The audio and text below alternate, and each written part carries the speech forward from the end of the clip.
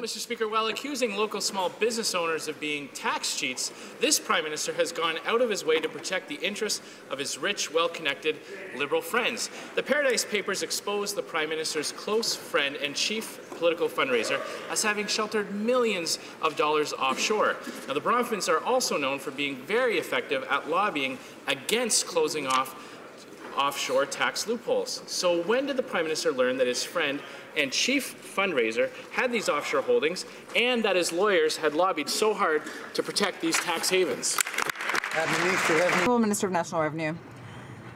Mr. Speaker, our government is aware that this is an issue involving several billion dollars, and we've made historic investments of nearly $1 billion in the Canada Revenue Agency to deal with this problem. The agency is using the information that it's received, for example, from lists given by partner countries.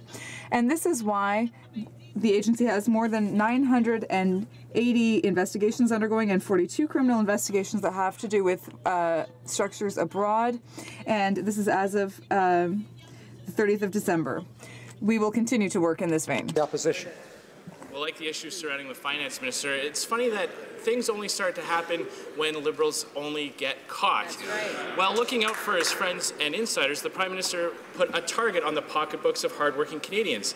He accuses local business owners of being tax cheats even while he's raising their taxes, but he turns a blind eye to the loopholes that his friends enjoy using. It's almost as if there's one set of rules for the Prime Minister and his wealthy friends and another set of rules for everybody else. So why is it that every time this Prime Minister makes changes, it always benefits those in the jet set life and always makes life harder for those in the road trip life?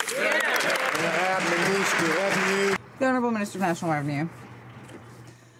Mr. Speaker, I think it's strange that the Conservatives across the way are talking about the fact that we're not working to close tax loopholes, when in fact their government over the last 10 years did absolutely nothing, Mr. Speaker, when it came to tax evasion. Even a former National Revenue Minister, Mr. Jean-Pierre Blackburn, said so. He said so publicly, Mr. Speaker. So I think that my colleagues across the way are fairly hypocritical. They shouldn't be giving us lessons.